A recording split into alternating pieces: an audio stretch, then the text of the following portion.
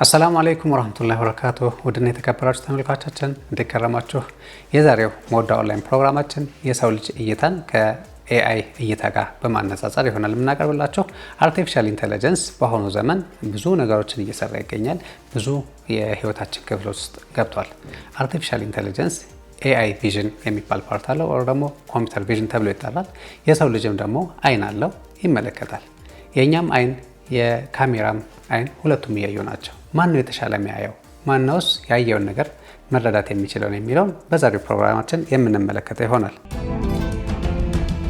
ኤአይ ቪዥን ምንድን ነው ብለን ስንል ኮምፒውተር ቪዥን ነው። ይህ ኮምፒውተር ቪዥን ማለት ኮምፒውተር የሚመለከተውን ነገር በካሜራ የሚያገኘውን የፎቶ ወይም ደግሞ ቪዲዮዎችን መረዳት የሚያስችልበትን ቴክኖሎጂ የተላበሰበት ፓርት ነው ኤአይ ቪዥን ብሎ ማለት። እንዲሁ ከሰው ልጅ እይታ ጋር ስናወዳደረው የሰው ልጅ የሚመለከተውን ነገር ትርጉሙን በተፈጥሮ ይረዳዋል። የአርቲፊሻል ኢንተለጀንስ ሲሆን ግን የሚመለከተው የሚያየው ነገር ካሜራው የሚወስደው ነገር አንደርስታንድ የሚያደርገው መጀመሪያ ቁጥሮችን ነው የሚያየው። ልክ እንደኛ ኢሜጅ ወይም ደግሞ የሰው ልጅ ፊት፣ መኪና የመሳሰሉት ነገሮች ሳይሆን ቁጥሮች ነው የሚመለከተው።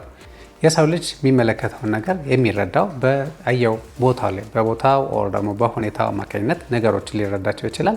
አርቲፊሻል ኢንተለጀንስ ጋር ስንመጣ ግን ኤአይ ያየውን ነገር ለመረዳት ትሬኒንግ ይፈልጋል። ብዙ ትሬኒንጎች ወር ደግሞ ልምምዶች ያስፈልጉታል። የሰው ልጅ የሚያየውን ነገር በኢሞሽናል ወር ደግሞ በስሜት መሰረት ሊረዳው ይችላል። አርቲፊሻል ኢንተለጀንስ ጋር ግን የሂሳብ ወር ደግሞ ማቴማቲክስ ካልኩሌሽኖች ናቸው። ምን የሚገርማቸው የአንድ ካሜራ ፎቶ ሲያነሳ ወር ደግሞ በስልካችሁ ሰልፊም ስትነሱ ልትሆን ይችላላችሁ። ይህ አርቲፊሻል ኢንተለጀንስ ፊት አይደለም የሚመለከተው። እሱ የሚመለከተው በሚሊዮን የሚቆጠሩ ቁጥሮች፣ እነዛን ነገሮች ያንን ያየውን ወር የተመለከተውን ነገር የሚገልጹለት የከለሩን ሁኔታ፣ ብራይትነሱን፣ ያለበትን ፖዚሽን የመሳሰሉት ነገሮች በሚሊዮን የሚቆጠሩ ቁጥሮች አማካኝነት መረዳት ይችላል ማለት ነው። አርቲፊሻል ኢንተለጀንስ ስዕሎችን ወር ደግሞ ኢሜጆችን እንዴት ነው የሚለውን እንዲሁ በቀላሉ ብናስረዳችሁ ኤቭሪ ኢሜጅ ወር ደግሞ እያንዳንዱ ኢሜጆች፣ ፎቶዎች በአጠቃላይ በኮለመን እና በሮው በነዚህ አማካኝነት የተቀመጡ ፒክስሎች አሉ። እነዚህ ፒክስሎች እያንዳንዳቸው ከለሮችን ሪፕሬዘንት ያደርጋሉ። እነዛ ከለሮች በአርጂቢ በሚባል ሬድ፣ ግሪን፣ ብሉ በሚባል የከለር አይነቶች ተዋቅረው ነው የሚቀመጡት። ለምሳሌ ያህል 255:00 የሚለውን ቁጥር ብናስቀምጥ ኮምፒውተር የሚረዳው ይህን ምንድነው ቀይ ቀለም ብሎ ነው ማለት ነው። ስለዚህ በዚህ አይነት መልኩ ነው የኢሜጆችን አንደርስታንድ የሚያደርገው። ለምሳሌ የእናንተን ፊት ሰልፊ ተነስታችሁ ለኤአይ ብትሰጡት ኤአይ ይሄን ነገር የሚረዳው 1920 በ1080 የሆነ ዊድዝ እና ሃይት ወይም ደግሞ ከፍታና ወደ ጎንና ከፍታው 1920 በ180 በ1080 እንዲሁም ደግሞ የከለር ታይፑ የከለር ቫልዩ ቅድም የጠቀስ ነው ማለት ነው። አርጂቢ የሚለው ከለር ቫልዩ እነዚህ ተደምረው እነዚህን ቁጥሮችን ነው የሚመለከተው እንጂ የእናንተ ፊት ምን ይምሰል የሚለውን ነገር አይመለከትም። ለሰልፍ የተነሳችሁት ፎቶ ለአርቲፊሻል ኢንተለጀንስ ውበት አይደለም፣ በቃ የማትስ ቁጥር ነው። ለምሳሌ በጣም አምራችሁ አጊጣችሁ ተውባችሁ በዓለም ላይ ያሉ ውድ የሆኑ ነገሮችን ራሳችሁ ላይ አድርጋችሁ ሰልፊ ብትነሱና እኔ እንኳን ሰልፊ ተነስቼ አላውቅም፣ የሰልፊ አነሳስም አልችልበትም። ብዙ ሰው ሰልፊ ይነሳል። ከተነሳ በኋላ ዋው ተብሎ ሊባልለት የሚችለውን የሆነ የእናንተን ኢሜጅ ኦር ፎቶ አስቡት። እዚህ ጋር ደግሞ በጣም አስጠሊታ ደባሪ የሆነ የዝንጀሮ ፎቶ አንሱና አስቀምጡት። ሁለቱን ለአርቲፊሻል ኢንተለጀንስ ብትሰጡት ሁለቱም ለሱ ቁጥሮች ናቸው እንጂ ውበቶች አይደሉም። አያምሩም። የእኛ ፊት ለሱ ውበት አይደለም። ውበት እንደ ተመልካች ነው የሚባለው ለሰው ልጅ እንጂ ለአርቲፊሻል ኢንተለጀንስ አይደለም። አርቲፊሻል ኢንተለጀንስ የሚረዳው ቁጥርና ቁጥር ብቻ ነው ማለት ነው። ሌላኛው አርቲፊሻል ኢንተለጀንስ ፓተርኖችን ነው የሚመለከተው እንጂ ኦብጀክቶችን አይደለም። ምን ማለት ነው? ለምሳሌ አይን፣ አፍንጫ፣ መኪና፣ ጠርዝ እና የሚባሉ ነገሮችን አርቲፊሻል ኢንተለጀንስ አንደርስታንድ አያደርገውም፣ ደግሞ አይረዳም።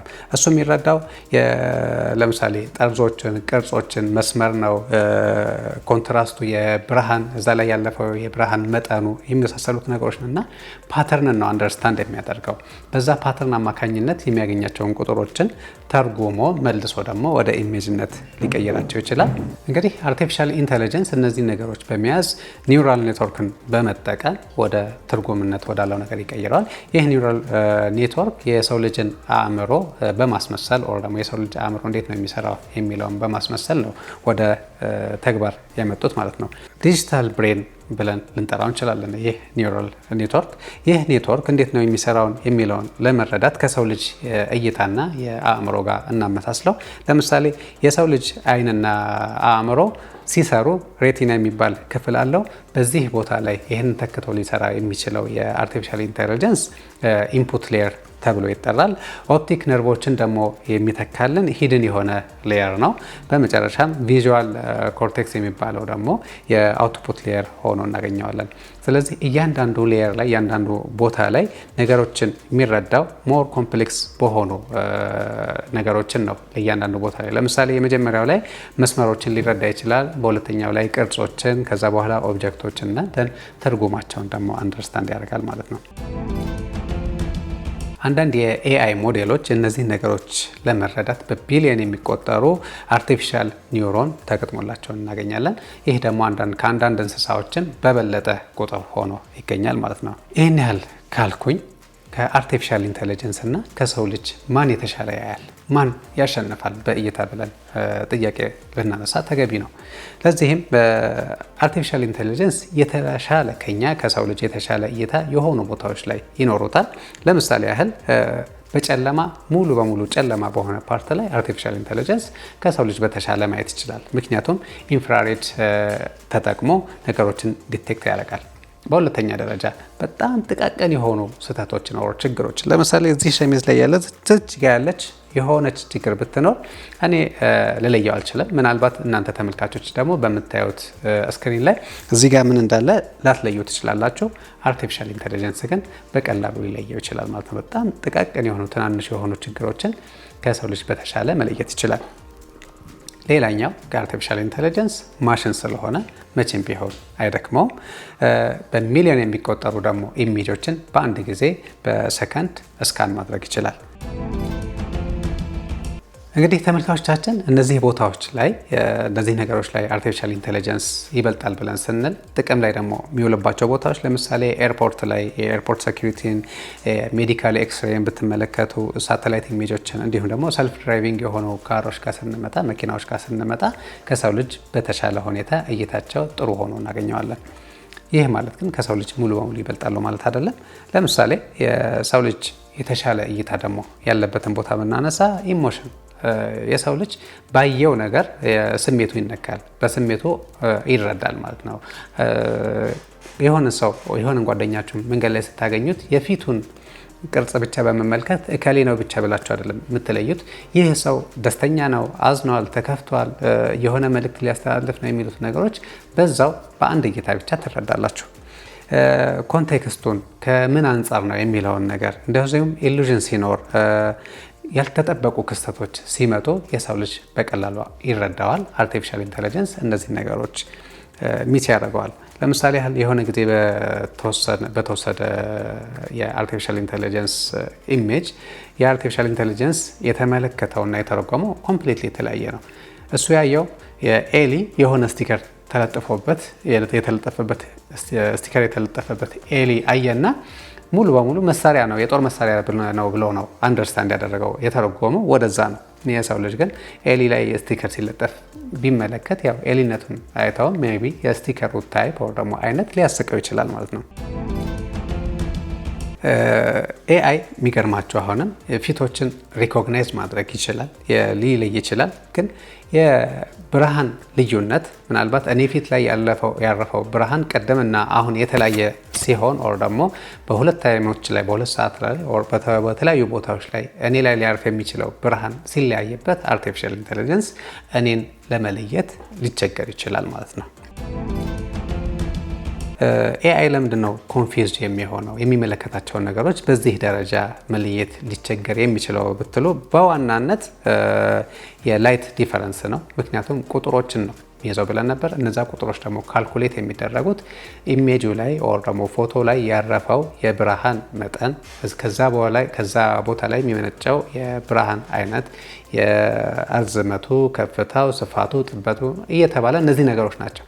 እነዚህ ነገሮች ደግሞ ብርሃኑ በተቀየረ ቁጥር የተቀመጥንበት ዳይሬክሽን በተቀየረ ቁጥር ፊታችን ስናዞር፣ ስንቆም የመሳሰሉ ነገሮች እነዚህን ቁጥሮች ይቀይሩታል። እነዚህ ቁጥሮች ሲቀየሩ ደግሞ የመሻወድ አቅሙም ከፍተኛ ይሆናል ማለት ነው። ለምሳሌ ያህል እናንተ ፓንዳ ልትመለከቱ ይችላላችሁ። አርቲፊሻል ኢንተለጀንስ ግን ዝንጀሮ ላይ ይችላል። ደግሞ 100% እርግጠኛ ነኝ ብሎ ነው የሚነግራችሁ። የተመለከተውን ነገር ዝንጀሮ ነው ብሎ ሊነግራችሁ ይችላለሁ።